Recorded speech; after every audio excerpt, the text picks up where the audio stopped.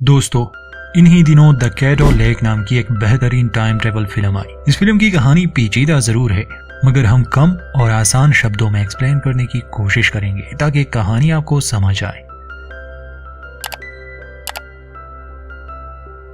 Film की इस पेचीदा कहानी को अच्छे से समझने के लिए हमें पहले इसके कुछ अहम बातें जाननी होगी।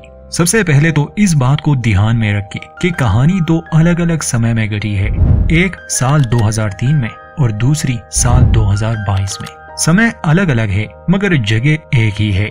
साल 2003 वाले समय में दो अहम किरदार है, पेरिस नाम का एक लड़का और सी नाम की एक लड़की। इन दोनों के बीच संबंध भी थे जो कहानी के साथ साथ हम जान जाएंगे।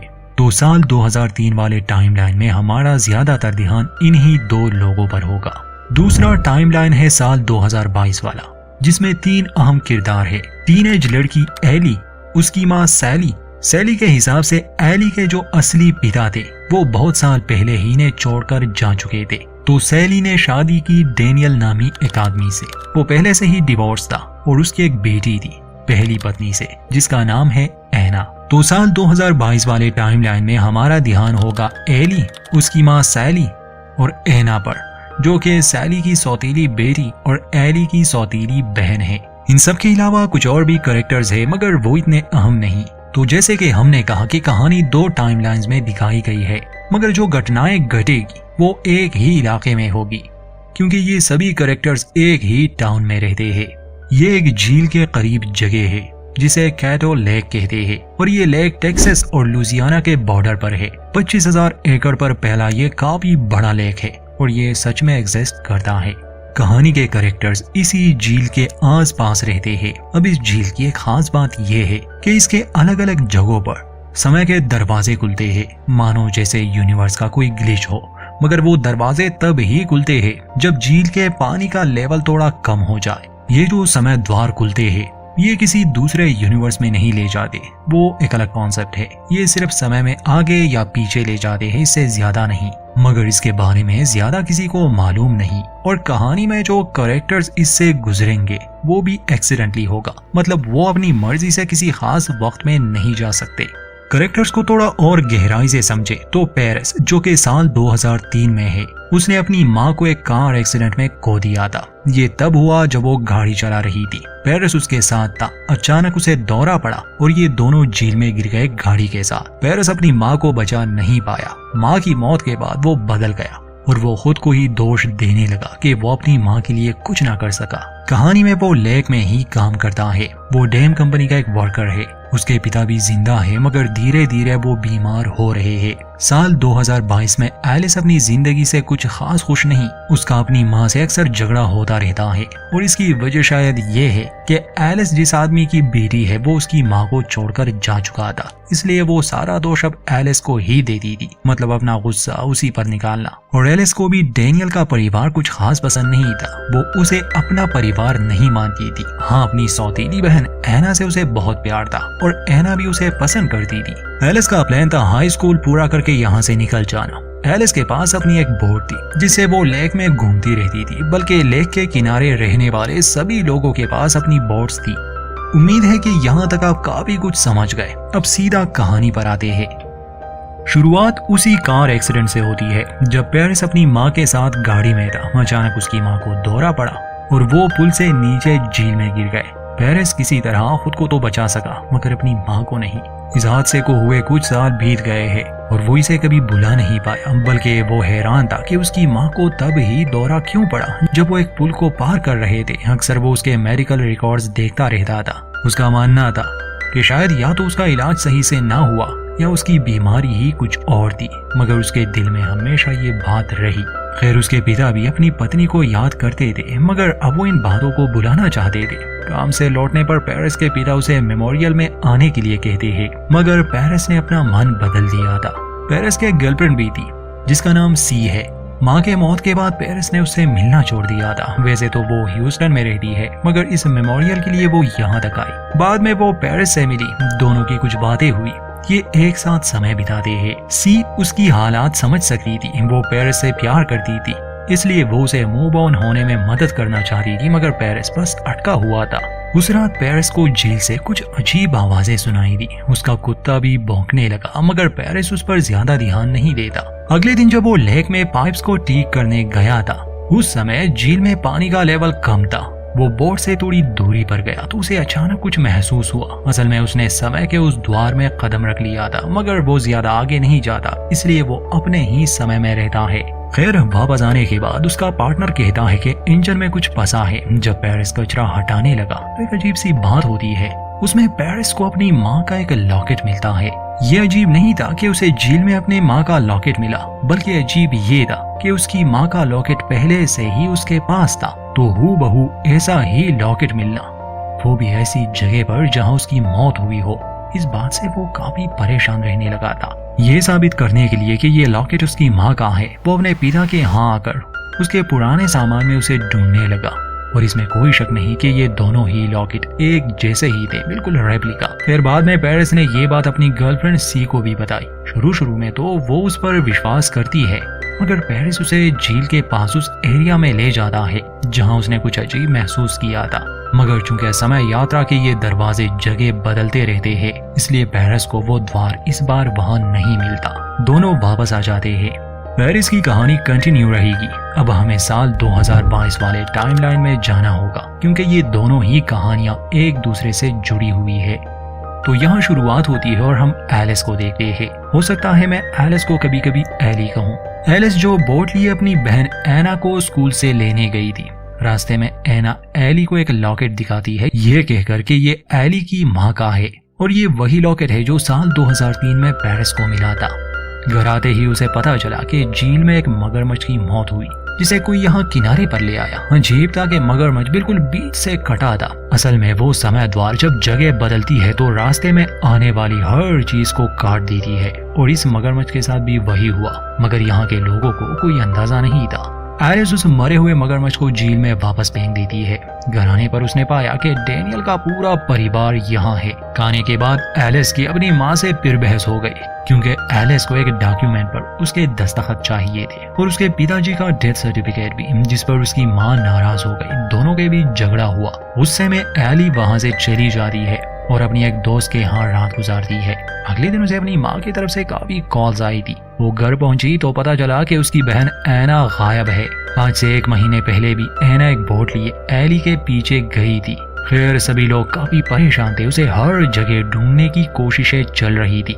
तब डेनियल एली से उसकी बोट की चाबियां मांगती है, मगर जिस बोट से एली अभी अभी आई थी वो बोट कोई वहां से ले गया था, जिससे ये और भी परेशान हो गए। पुलिस, पड़ोसी सभी एना को ढूंढने में लगे थे, मगर वो कहीं नहीं मिल रही थी, क्योंकि वो किसी और समय में पहुंच गई थी। एली की माँ दोष दे रही थी एली को कि वो उसके पीछे गई होगी और लापता हो गई। 2 दिन तक उसकी तलाश चलती है, मगर उसका कोई सबूत नहीं मिलता। एक रात निराश होकर एली अपनी बोट में निकल जाती है और काफी आगे तक चली जाती है झील में। उसने एना के गायब होने से पहले किसी से सुना था कि लेक में उन्होंने भेड़िया देखे, जो कि मुमकिन नहीं था। तो रात को एली ने अपनी आंखों से उन्हें देखा, जो कि काफी हैरानी की बात थी उसके लिए। और हम दर्शक तो जानते हैं कि ये अतीत से समय यात्रा करके यहाँ पहुँचे हैं। उस रात एली उस टाइम पोर्टल से गुजरती है। उसे अंदाजा तो नहीं था, पर उसे कुछ अजीब महसूस हुआ। फिर सुबह जब वो घर पहुंची तो उसे बड़ा अजीब लगा, क्योंकि वो एक दिन पीछे आ गई थी, उस दिन में जब एना खो गई थी। क्योंकि एलिस ने ये सब पहले भी एक्सपीरियंस किया था, इसलिए वो वहाँ हैरान खड़ी थी। तब उसका ध्यान बाहर जाता है। वो अपनी उस रूप को देखती है जो कि इस समय से बिलोंग करती है। वो घर की तरफ आ रही थी, इसलिए ये वाली एली छुप जाती है और बाद में उसकी बोट लिए वहाँ से निकल भी जाती है। तो यहाँ ये राज खुल गया कि शुरू में एली की बोट जब किसी ने चुराई, असल में वो खुद ही थी।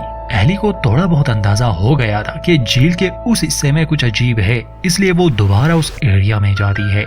यहाँ वहाँ घूमते हुए वो फिर से समय यात्रा करती है, और इस बार वो समय में 1 महीने पीछे चली जाती है।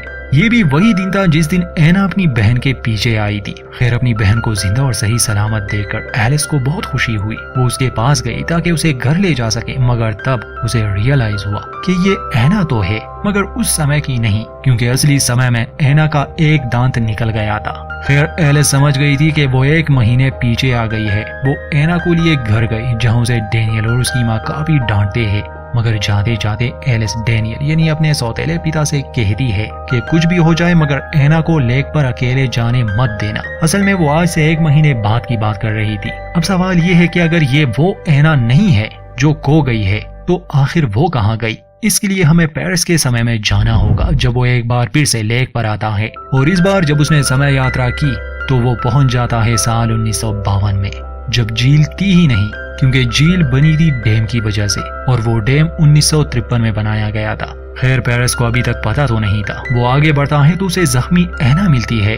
असल में 2022 वाली एना 1952 में पहुंची थी। एना जख्मी थी, इसलिए पेरिस उसे उठाकर सड़क की तरफ चल दिए, जहां अपनी आंखों से वो देख लेता है कि ये उसका समय नहीं है। फिर उसे डैम के कुछ वर्कर्स मिल जाते हैं।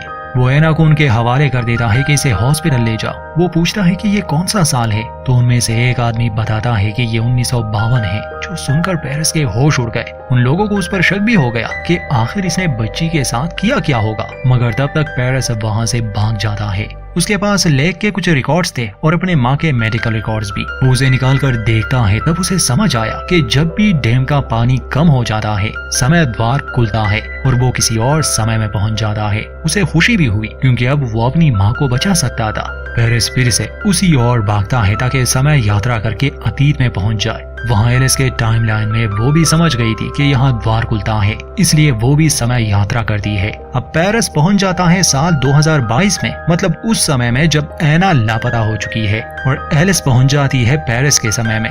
एलिस जब शहर में घूम रही थी क्योंकि उसे एना को ढूंढना था, तब शॉपिंग मॉल के बाहर उसे गाड़ी में वही नेकलेस नजर आया जो उसकी माँ का था और जो एना के पास था। वो गाड़ी से वो लेने लगी, तभी सी, जो कि असल में सहेली थी यानी एलिस की असली माँ, वो उसे रोकने आती है। एलिस को पहले तो अंदाजा नहीं था। वो पूछती है कि बताओ तुम्हें ये नेकलेस कहाँ से मिला। असल में ये वो समय है जब पेरिस समय यात्रा करके जा चुका है, मगर उससे पहले वो सहेली के साथ था, तो अब उसकी एक बेटी भी है, यानी कि एलिस इस समय अपनी जवान माँ और अपने बचपन के रूप को देख रही थी। वहीं दूसरी तरफ सहेली को ये लग रहा था कि शायद पेरिस का इस लड़की से अफेयर है, इसलिए जाते जाते वो उसे कहती है कि उसे कह दो कि वो वापस आ जाए, मैं उसे बहुत मिस करती हूँ। अब तो उसकी एक बेटी भी है और मैंने इसका नाम एलिस रखा है।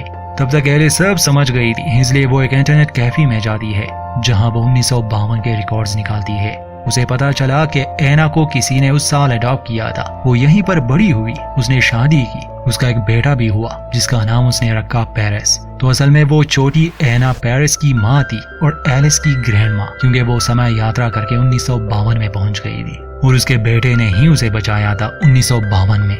वो वापस नहीं आई, इसलिए वही अपनी जिंदगी जीने लगी। ये जान करके उसकी बहन एना ने एक लंबी जिंदगी जी। एलिस काफी भावुक हो जाती है, उसे खुशी भी हुई। खैर वो उन डॉक्यूमेंट्स के कुछ प्रिंट्स निकाल लेती है ताकि अपनी माँ को दिखा सके, क्योंकि अभी तक उसकी माँ को यही लग रहा था कि उसके पिता यानी पेरिस उन्हें छोड़कर जा चुके थे किसी और औरत के साथ, पर असलियत में उन्होंने समय यात्रा की और वो किसी समय में फंस गए। 2022 के समय में पेरिस पकड़ा जाता है क्योंकि वो रिस्ट्रिक्टेड एरिया में बोट चला रहा था। वो भागने की कोशिश भी करता है, मगर एक हादसे के कारण वो बेहोश हो गया। उसकी आंख हॉस्पिटल में खुली। खैर एना भी गायब थी, इसलिए शक उसी पर आ रहा था, मगर असलियत में पेरिस तो इस समय से बिलोंग ही नहीं करता। खैर वो हॉस्पिटल में था जब शेरिफ उससे पूछताछ कर रहे थे, मगर पेरिस कुछ समझा नहीं सकता था। तब बारिश शुरू हो गई, मतलब कि डैम का पानी फिर से ऊपर आएगा, इसलिए पेरिस को वापस से जाना होगा, या तो अपने समय में या अपने समय से थोड़ा पीछे, ताकि वो अपनी माँ को बचा सके। खैर हॉस्पिटल से भी वो भाग निकला। पार्किंग लॉट में वो एक गाड़ी को हाईजैक करता है, और ताज्जुब की बात ये थी कि गाड़ी डेनियल की थी, जिसमें उस समय सहेली भी थी। सहेली हैरान थी इतने साल बाद पेरिस को देखकर, मगर पेरिस उसे देख नहीं पाता। खैर वो एक बात तो समझ गए कि शायद वो उसे छोड़कर नहीं गया। पुलिस से बचते बचते पेरिस ब्रिज तक पहुंच जाता है, जहां वो लेक में गिर गया और उसकी मौत हो गई। वो इससे आगे समय यात्रा नहीं कर पाता, और शायद उसकी माँ भी इसीलिए मर गई, क्योंकि एक समय पर उसके दो रूप तो नहीं हो सकते। अंत में दिखाया जाता है कि एलिस अपने समय में लौट आई है, यानी साल 2022 में, जहां उसे पता चला कि उसके पिता भी आए थे, मगर अब उन्हें सच मालूम था। वो अपनी माँ को एना की तस्वीरें दिखाती है कि वो साल 1952 में सेब है, वो बड़ी होगी, उसकी शादी होगी और फिर वो पेरिस को जन्म देगी। मतलब कि ये सब ऐसे ही होना था। अगर इसमें एक इंसान भी इधर उधर हो जाए तो ये टाइमलाइन कभी पूरा होगा ही नहीं। मतलब कि एना का लापता होना तो तय था। अगर वो लापता ना होती फिर ना तो पेरिस का अस्तित्व होता और ना ही एलिस का। खैर उसकी माँ भी सच जान गई और जो नफरत वो अपनी बेटी से करती थी वो सब खत्म हो गया। वो उसे गले से लगा दी है और यहीं पर इस फिल्म का अंत होता है दोस्तों। आई नो कि टाइम ट्रेवल वाली फिल्में थोड़ी पेचीदा जरूर होती है, मगर हमने कोशिश की इसे सादा तरीके से एक्सप्लेन करने की। उम्मीद करते हैं हमारी वीडियो आपको पसंद आई होगी, तो लाइक करना ना भूले, चैनल को सब्सक्राइब कर दे और मिलते हैं किसी और कहानी में।